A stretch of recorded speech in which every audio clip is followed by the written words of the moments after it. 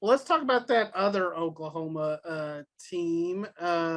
It's no real big shocker that they're sitting undefeated as well as OSU and Baylor.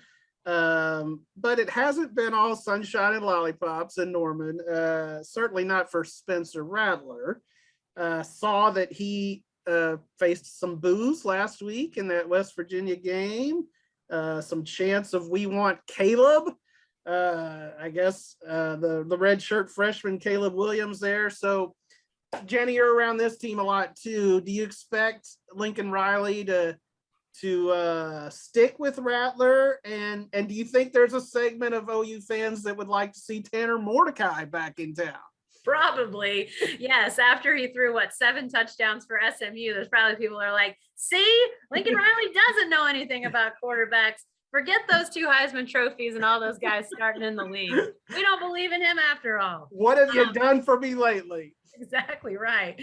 Now, there's definitely discontent amongst OU fans, no doubt about it. And sort of in the same way, I'm surprised that at the way OSU has gotten to 4-0, I'm surprised at the way OU has gotten to 4-0. I expected them to be 4-0, but I didn't think it would be with a 16-13 win against West Virginia, a 23-16 win against Nebraska. I mean, these are scores that we've seen, or haven't seen for, I don't know, and the Big 12 hasn't happened for years and years and years.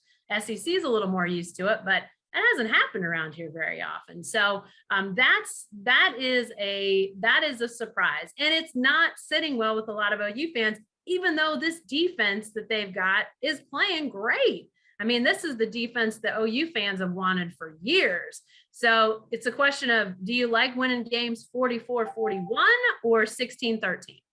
Right.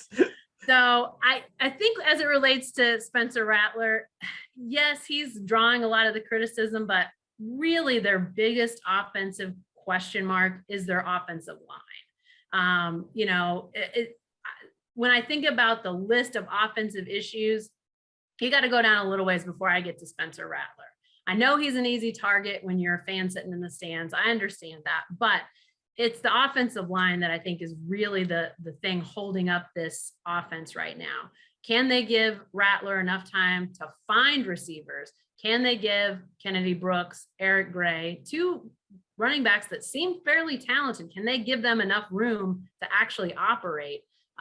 Lost Creed Humphrey to the NFL. He's now starting in Kansas City. So obviously a huge loss there at center, no less. So you're replacing him, a couple other guys that were on that line a year ago that are not. And I think they're just, the weird thing is that OU's offensive line coach, Bill Bedenbaugh, is not one to throw a lot of rose petals on anybody's path. He's always very, critical, always, what more can we improve on?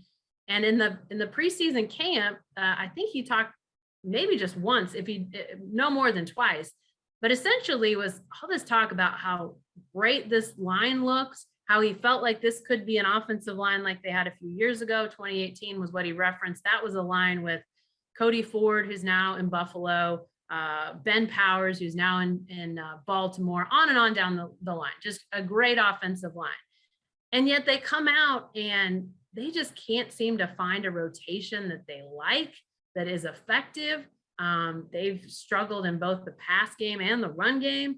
So until they get some stuff figured out there, I just think this offense is going to be in a little bit of a muck and mire until they can run or give their quarterback, whoever it is, a chance to see his receivers. Yeah.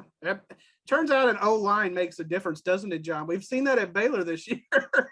Yeah, we've seen some bad ones the last few years. But yeah, this one looks pretty good. Yeah, it's much improved. Much improved. Iowa State, they didn't play quite as well against them, but that's the first good defense they've really seen. And, they still did okay. They need to do better, though. Yeah, no doubt. Well,